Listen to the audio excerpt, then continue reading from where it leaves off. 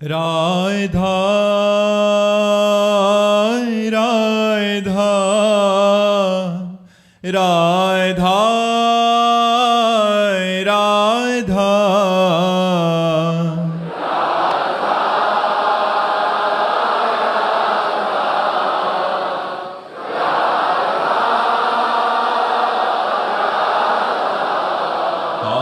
राधा राधा राधा राधा राधा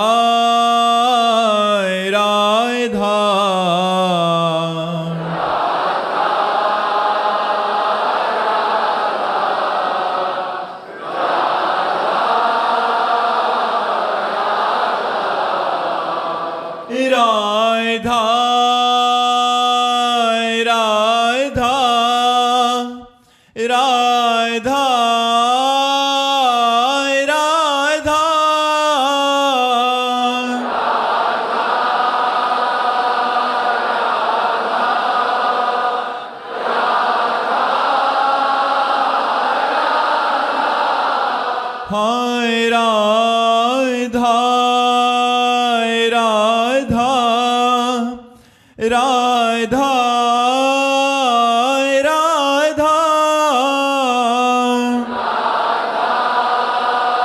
राधा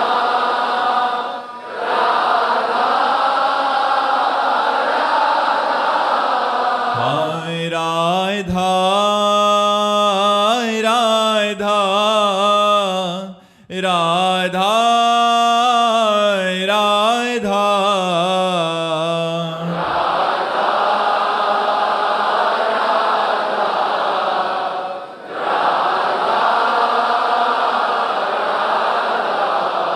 हाय राधा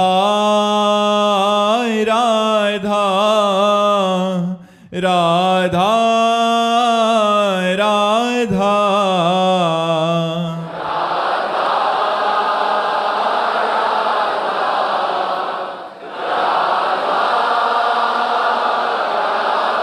श्री राधा वल्लभ लाल की, समस्त संत हरि भक्तन की, श्री वृंदावन धाम की, सद्गुरुदेव भगवान की।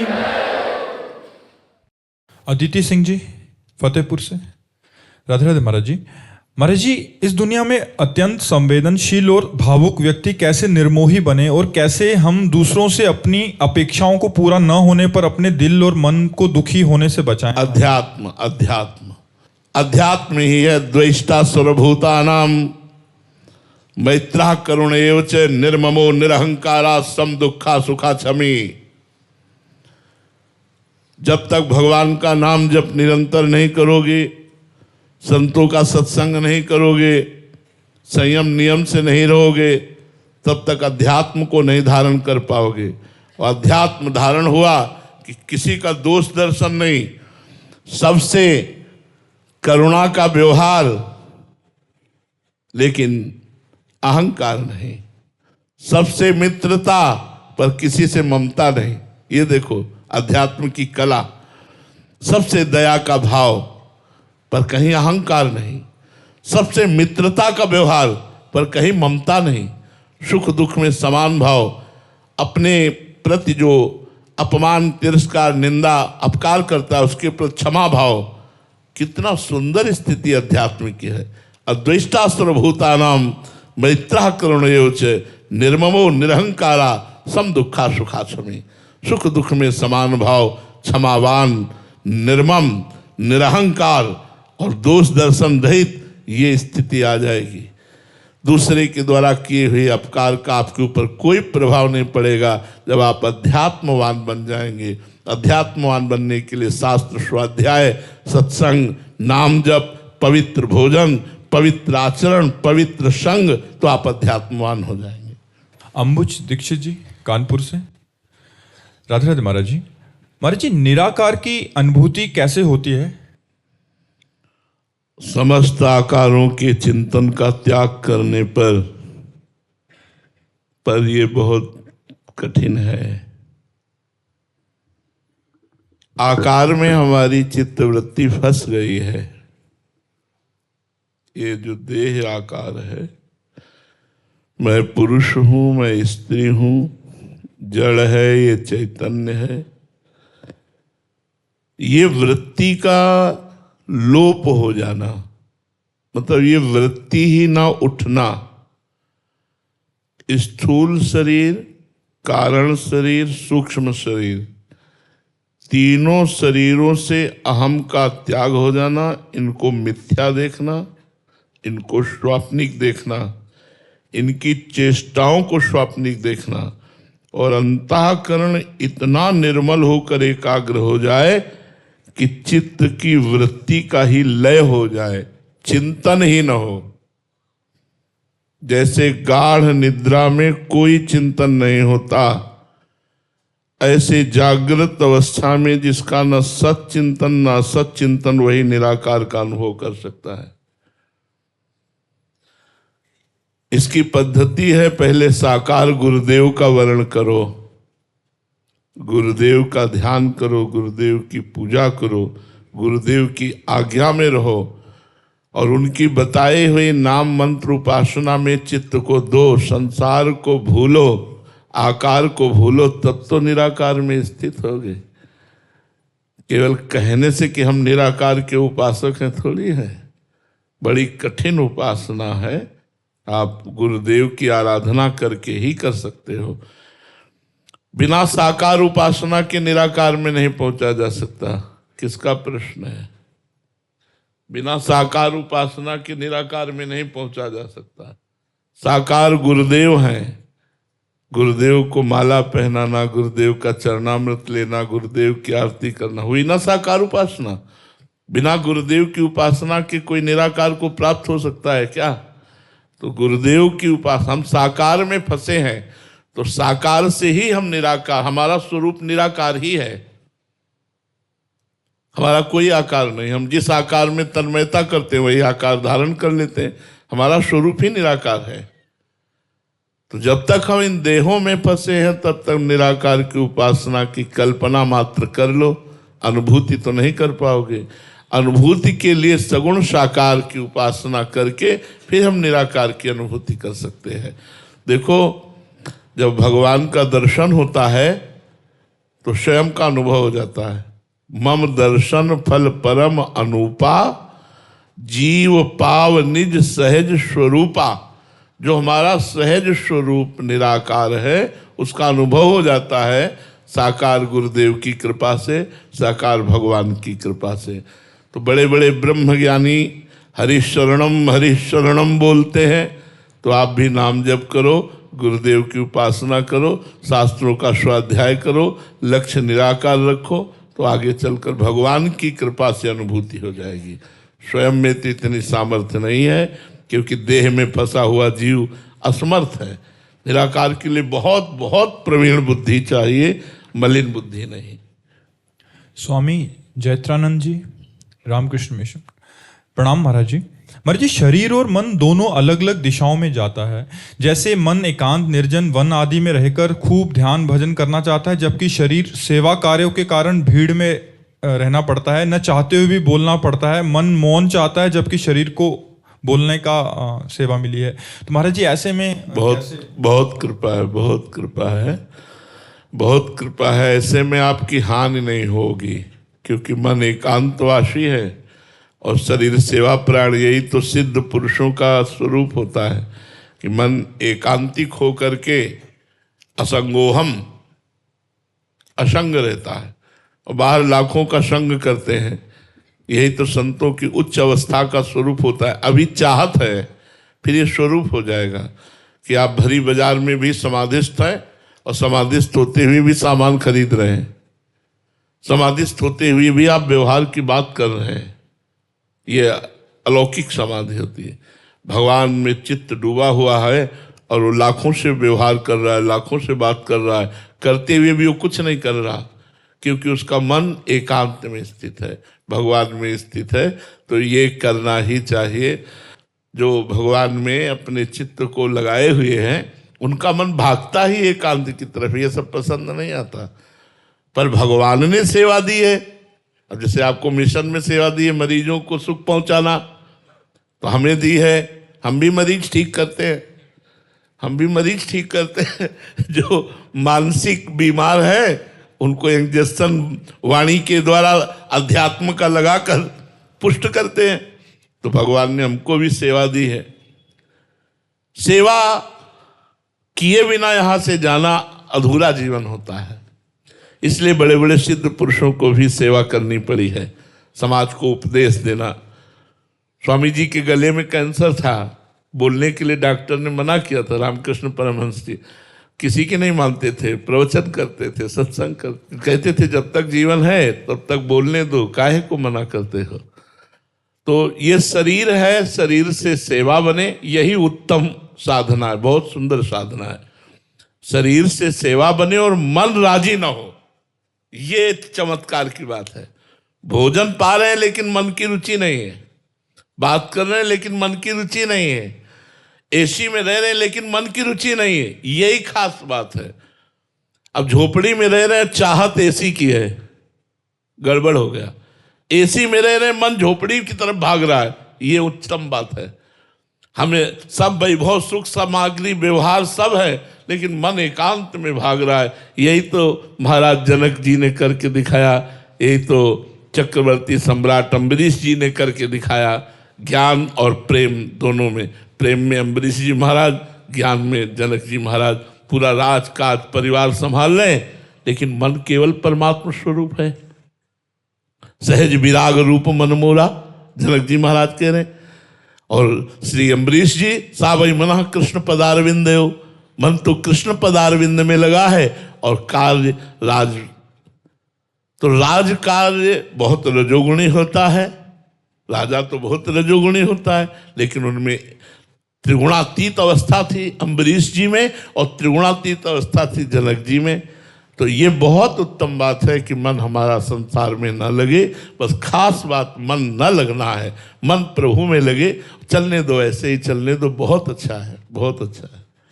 पुनीत बंसल जी बुलंदशहर से, राधे राधे महाराज जी। महाराज जी, नारद जी भक्ति सूत्र जी में कहते हैं कि साधु संग दुर्लभ है, अगर हो जाए निर्वाह करना कठिन है, अगर निर्वाह कर ले गए तो निश्चित ही भगवत प्राप्ति है। महाराज जी, साधु संग तो हो रहा है, पर पूरा प्रयास करने के बाद भी पूर्ण रूप से निर्वाह नहीं कर पा रहे, असमर्थ हो रहा हूं। महाराज जी, ऐसे में निर्वाह करने की विधि क्या है?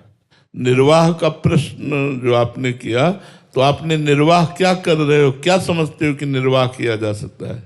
जो आपके वचन है महाराज जी, उसको पूर्ण रूप से जीवन में उतारने का। हाँ, इसको भी शरणागति के ऊपर ही छोड़ दो कि आप जब चाहोगे तो पूर्ण करवा लोगे। मेरा तो प्रयास प्रयास मात्र है, बल तो आपका है। तो ये भी साधना बन जाएगी कि मैं तो प्रयास करके पूर्ण करना चाहता हूँ, लेकिन प्रभु मेरे में वो बल ही नहीं है मैं आपकी आज्ञा का पालन कर सकूं। इसलिए नाथ आप ही मुझे बल दीजिए और आप ही हमसे क्रिया करा लीजिए। प्रभु मैं आपकी शरण में हूँ। तो ये दोनों बातें हो जाएगी। यहाँ जो अगम्यों का लिखा है, एक तो बात आज्ञा पालन का है, और दूसरी बात है कि उनकी ऐसी लीलाएं होती कि उनमें दोष दर्शन होने की संभावना होती। जो महापुरुष होते हैं वो स्वच्छंद होते हैं, वो माया मुक्त होते हैं।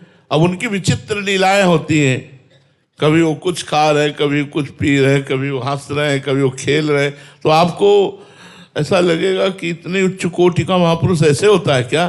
बहुत मतलब विचित्र दशा होती, तो समझना बड़ा कठिन है। हमने देखा है, परमानंद स्वामी जी बक्सर के थे, बड़े सिद्ध महापुरुष थे। तो जब वो समाधि से निकलते, बाहर बैठते, तो लोग दर्शन करने के लिए आते। बिटिया तुम्हारे गाय है? हाँ महाराज। बहुत दिन से रबड़ी नहीं पाई, बिटिया रबड़ी पाई हो? हाँ महाराज जी। अब वहाँ बड़े बड़े आए हैं सब। महापुरुषों की कुछ बाह्य लीलाएं ऐसी होती है जो पचती नहीं। ऐसा लगता है कि अगर ऐसा तो ऐसा क्यों, अगर ऐसा तो फिर ऐसा क्यों। वो ये क्यों में मिट जाए अगर, तो अगम्य शब्द गायब हो जाए, फिर अमोघस्थ शब्द लागू हो जाए। अमोघस्थ, निश्चित भगवत प्राप्ति हो जाएगी, निश्चित भगवत प्राप्ति। बस उनके कुछ ऐसी लीलाएं होती हैं, भगवान ऐसी लीलाएं छोड़ देते हैं जिससे जब तक उनका शरीर रहता है तब तक संशय आत्मा बने रहना कि ऐसा तो नहीं हो सकता, इस कोटि के तो नहीं हो सकते, क्योंकि ऐसा ऐसा है, ऐसा ऐसा है। वो कुछ लीलाएं छोड़ देते हैं और ये पता है कि ये लीला हो रही भगवान के द्वारा कराई जा रही है, और वो इसीलिए कराई जा रही कि कोई बिरला ही श्रद्धा कर पाएगा। अब एक महापुरुष थे, वो लिखाए हुए थे कि दर्शन करने की फीस, तो आधे तो इसी में भाग जाते कि पैसा न दे पाते, और कुछ उसमें श्रद्धालु जो थे वो इस बात को पढ़कर हट जाते थे कि अपने दर्शन के 500 रुपया लेते साधु काहे के, तो इसमें हट जाते। कुछ हिम्मत करके जाते, 500 देते, दर्शन करते, तो चिमटा से उठा करके धुनी थी उसी धुनी में 500 रुपया रख देते, उन्हीं के सामने जला देते। तो लोग समझते पागल है क्या, लिखा है 500 रुपया और जला देता है, मतलब क्या है। तो संतों की लीला समझ पाना, जो सिद्ध महापुरुष हैं उनकी लीलाएं समझ पाना बहुत कठिन है। एक संत को हमने देखा ट्रांजिस्टर कान पे, स्थिति हमने देखी, स्थिति भगवदाकार स्थिति, और ट्रांजिस्टर कान पे फिल्मी गाना बज रहा है, जहां लोग आवे तो थोड़ा और बढ़ा दे। कैसे यार समझोगे। जैसे बहुत बड़े धनी अपने धन को छुपाते हैं, ऐसे सिद्ध महापुरुषों में कुछ बाह्य लीलाएं ऐसी होती है जिसे कोई समझ न पावे कि ये इस कोटि के महापुरुष हैं। इसीलिए देवर्षि नारद जी ने लिखा है महत्संगस्तु दुर्लभो, फिर लिखा अगम्यो, फिर लिखा अमोघश्च। यदि महापुरुषों का संग हो जाए, आप निर्दोष दृष्टि से जीवन निर्वाह कर लें, तो निश्चित भगवत प्राप्ति हो जाएगी। महापुरुषों का संग, संत संग अपवर्ग कर, कामी भव कर पंथ। संतों का संग मोक्ष का साक्षात स्वरूप है। अगर हम सत्संग में हैं तो मुझे और कोई मोक्ष नहीं चाहिए, साक्षात मोक्ष स्वरूप है। पर भगवान ऐसी कृपा करे कि संतों के चरणों में हमारी निर्दोष दृष्टि बनी रहे, कभी उन पर दोष दर्शन न हो, हम सदैव उनके सेवक बने रहें, कभी हम में अभिमान ना आवे, तो बेड़ा पार हो जाए। जी। इंस्पेक्टर अखिलेश मिश्रा जी। राधे राधे महाराज जी। गुरुदेव भगवान, साधना का कृपा से क्या संबंध है? अरे कृपा से ही साधना होती, नहीं कोई साधना वाधना नहीं होती। जो साधना होती है वो कृपा से ही होती है, वास्तविक नहीं तो देहाभिमानी पुरुष के द्वारा किया हुआ जो कर्म है वो अपराधों के द्वारा सब नष्ट हो जाता है। जो किया हुआ शुभ कर्म है वो अपराधों के द्वारा सब नष्ट हो जाता है। सही माने में साधना करना, करके बचाना, बचा के पचाना, पचा के सिद्ध होना, इस सब में कृपा ही है, भगवान की कृपा। भगवान की कृपा के बिना परमार्थ में कोई एक पग नहीं चल सकता। अगर चल रहा है तो भगवान की कृपा मनानी चाहिए, स्वयं से नहीं। ऐसी विचित्र प्रचंड माया है भगवान की, दैवी है सा गुणमयी मम माया दुरतया मामे वे प्रपद्यन्ते माया में ताम तरंते।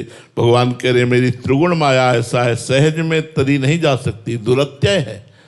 जो मेरी शरण में हो गया तो मेरी कृपा से मेरी माया से तर जाओगे। तो जो साधना हो रही वो भगवान की कृपा है, ऐसा मानना चाहिए। भगवान की कृपा से साधना शुरू होती है, साधना बढ़ती है, साधना परिपक्व होती है और सिद्ध पुरुष हो जाता है। कृपा ही सब कुछ है, साधना में हमारा कोई बल नहीं, केवल कृपा ही कृपा है, ऐसा साधक को समझना चाहिए। महाराज जी, जो साधक के अंदर ये बात आती है कि ये मैं कर रहा हूँ, मतलब मैं अभी नियम निष्ठा से चल रहा हूँ, बट अंदर से भाव भी है कि कृपा है, बट दोनों एक टक्कर ले रहे हैं। बिल्कुल बिल्कुल। तो धीरे धीरे ये मैं जाके जब लय हो जाएगा तभी सिद्ध हो जाएगा। जब ये मैं का पक्ष लय हो जाएगा और केवल कृपा रह जाएगी तो ये परिपक्व साधक हो गया। जब तक मैं चलता है तब तक साधना चलती है मैं मिटाने की, और मैं मिट गया, मैं समर्पित हो गया, फिर क्या यंत्रवत भगवान के द्वारा उसकी चेष्टाएं होती रहती हैं। और दूसरों को भी फिर महाराज जी देखने, आंकलन करने लगते, मैं तो 50,000 नाम जप करता हूँ, ये तो अब पतन हो जाएगा, अब पतन हो जाएगा, अब साधक गिरेगा। अपने को देखना बात अलग, लेकिन जहां दूसरों से होड़ लगा ली, दूसरों के गुण देश देखने लगा, अब उसका निश्चित पतन हो जाएगा, वो गिरेगा, परमार्थ से भ्रष्ट होगा। पक्का लिख ले, कागज में लिख ले, निश्चित गिरेगा। पर दोष दर्शन पर गुण दर्शन नहीं, तात सुनो मायाकृत गुण और दोष अनेक, गुण यह उभय न देखी, देखी सो अविवेक। यह अज्ञान है, दूसरों की तरफ दृष्टि नहीं डालने की। 50,000 जप रहा, मैं 1,00,000 जप रहा हूँ, वो ऐसे जप रहा, मैं ऐसे नहीं। उसमें भगवान देखने हैं, मेरे भगवान इस रूप में है, ये देखना है, और अपने को देखना है साधक रूप में। मैं सेवक, सचराचर रूप स्वामी भगवंत, पूरा जगत मेरा इष्ट स्वरूप है और मैं सेवक हूँ, ऐसा मानकर जो भजन करता है उसका भजन सिद्ध हो जाता है। नहीं तो भजन फिर विघ्न से बाधित होकर के अंतरहित हो जाता है, फिर क्षीण हो जाता है। राजेंद्र सिंह जी, गुरुदेव भगवान, शरणागत साधक की कौन सी अवस्था में देहाभिमान, कंचन, कामना और कीर्ति शून्य हो जाती है? जिस समय वो गुरु स्वरूप हो जाता है, इष्ट स्वरूप हो जाता है। सोई जाने ही जेह देहु जनाई और जानत तुम्हें हो जाई। जब भगवान उसको अपने स्वरूप का बोध करा देते हैं तो वो भगवत स्वरूप हो जाता है, ब्रह्मविद ब्रह्मैव भवति। और जब वो आत्मस्वरूप का उसे ज्ञान हो जाता है तो नई स्वात्मा रामम विषय मृग तृष्णाम भ्रमयति। आत्मा राम पुरुष माया के द्वारा रचित विषय मृग तृष्णा में कभी भ्रमित नहीं होता। कंचन, कामिनी, कीर्ति, ये सब अहम में टिके रहते हैं। और जब अहंकार ही भगवान की शरण में लय हो गया या ब्रह्म बोध के द्वारा क्षीण हो गया, नष्ट हो गया देहाभिमान, अब वो शुद्ध ब्रह्म स्वरूप में स्थित है। अब उसे कंचन, कामिनी, कीर्ति या किसी भी तरह का देहाभिमान जनित शोक, हर्ष, दुख, लाभ, हानि, मान, अपमान, ये द्वंद्व व्यापते ही नहीं। वो द्वंद्वातीत अवस्था को प्राप्त महापुरुष स्वयं भगवत स्वरूप हो जाता है। तो इतना भजन हो कि भगवान आकर के स्वरूप का बोध करा दे। सोई जाने जिह देह जनाए या गुरुदेव भगवान करा दे, दोनों बातें एक ही है। जब आत्मस्वरूप का बोध हो जाता है, ज्ञान होना अलग बात है, जब आत्मस्वरूप का बोध हो जाता है तब वो मायातीत, कालातीत, त्रिगुणातीत, द्वंद्वातीत हो जाता है। उस पर कोई प्रभाव जगत का नहीं पड़ता। कनिका जी बेंगलोर से, राधे राधे महाराज जी। महाराज जी, हम बेंगलोर में रहते हैं, वहाँ दूर दूर तक संत दर्शन, संत सेवा हमारे लिए उपलब्ध नहीं है। ऐसे में महाराज जी हमको संत सेवा दर्शन का सौभाग्य कैसे मिलेगा? कलयुग में मोबाइल भगवान चल गए हैं। आप जहाँ भी हो, अमेरिका में हो, हॉलैंड में हो, इंग्लैंड में हो, आप रोज का रोज सत्संग सुन सकते हैं। आप बहुत संत दर्शन कर सकते हैं, संतों के समागम कर सकते हैं, क्योंकि प्रायः संत भगवान कृपा करके अपलोड करते हैं। तो जगत मंगल के लिए उनकी वाणी, और ये मोबाइल ऐसी चीज है कि देश विदेश सर्वत्र है और सबके पास है। तो आज तो ये शिकायत हो ही नहीं सकती कि हमें संत समागम कैसे मिले। महाराज जी, जैसे भगवान रूप बदलते रहते हैं तो मोबाइल भगवान भी कुछ देर में दृश्य परिवर्तित कर देता है। तो हमको वो दृश्य नहीं देखने, हमको हमको अपना मार्ग देखना है। देखो, मोबाइल भगवान संसार का स्वरूप है। जैसे संसार में साधु महात्मा भी है और दुष्टात्मा भी है, अच्छे आचरण वाले हैं, बुरे आचरण वाले हैं। ऐसे मोबाइल में अच्छे दृश्य भी हैं, बुरे दृश्य भी है, अच्छी बात भी है, बुरी बात भी है, लाभ भी है, हानि है।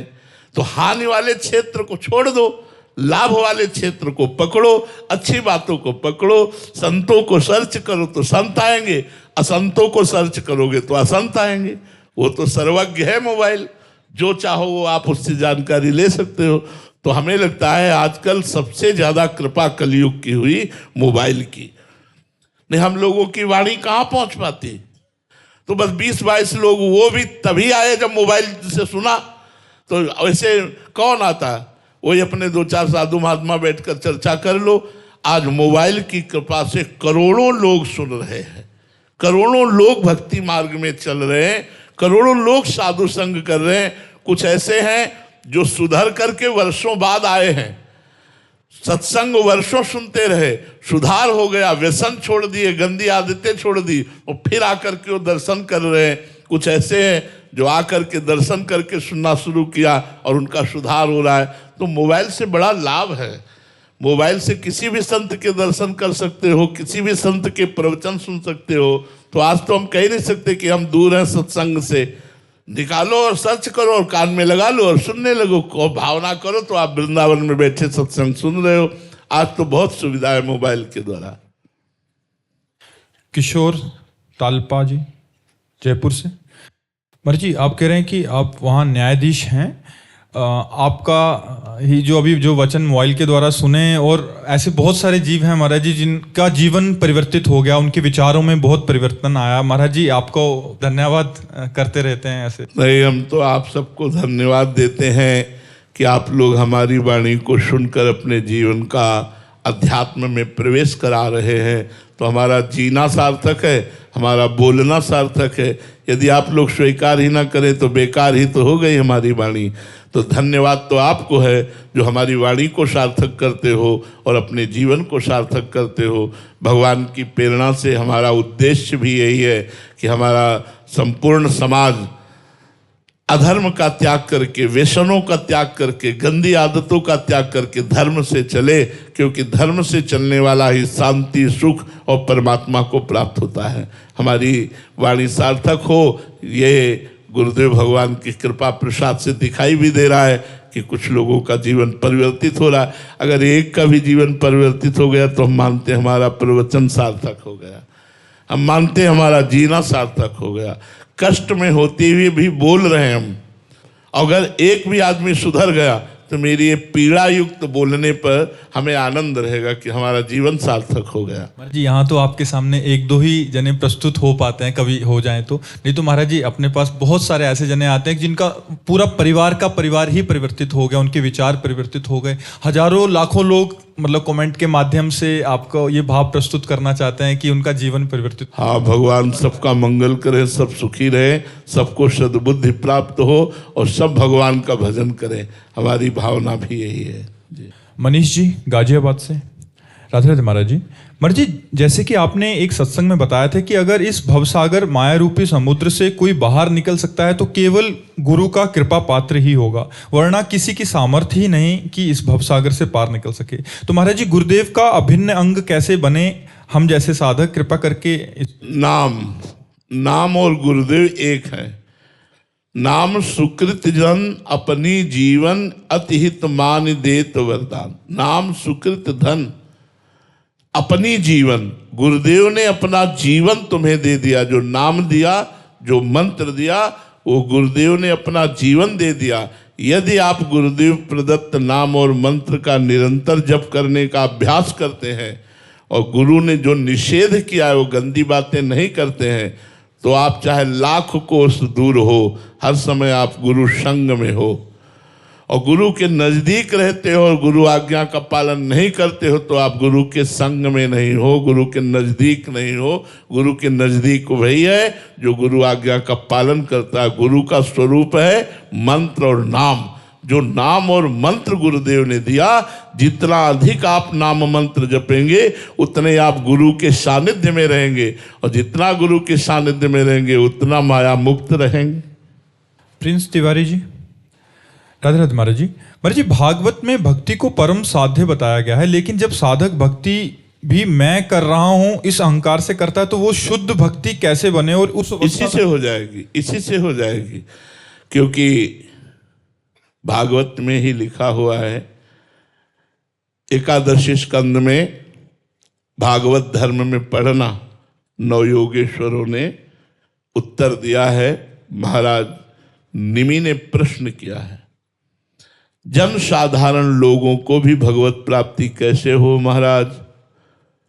तो उन्होंने बताया कि अनेक जन्मों की आदतों-वश, स्वभाववश, संस्कारवश, संगवश, अहंकारवश, इंद्रियों की चेष्टाओं के वशीभूत या मन की चेष्टाओं के वशीभूत होकर जो जो कर्म हो वो सब परम पुरुष भगवान नारायण को समर्पित कर दो, इसी से भगवत प्राप्ति हो जाएगी। अहंकार से हम कर रहे हैं लेकिन हम भगवत समर्पित कर रहे हैं तो अहंकार रूपी दोष नष्ट हो जाएगा और वो समर्पण रूपी कर्म हमें भगवत प्राप्ति करा देगा। तो हमको हर कर्म, हर घंटा, हर मिनट का कृष्णार्पणम वस्तु करना चाहिए, भगवद अर्पणम वस्तु करना चाहिए। बड़ा लाभ मिलेगा, इससे बहुत लाभ मिलेगा। जो भजन है वो तो है ही, जो हम और भी कर्म कर रहे हैं वो सब कर्म भगवान को समर्पित करें तो उससे हमारा मंगल हो जाएगा। श्री राधा वल्लभ लाल की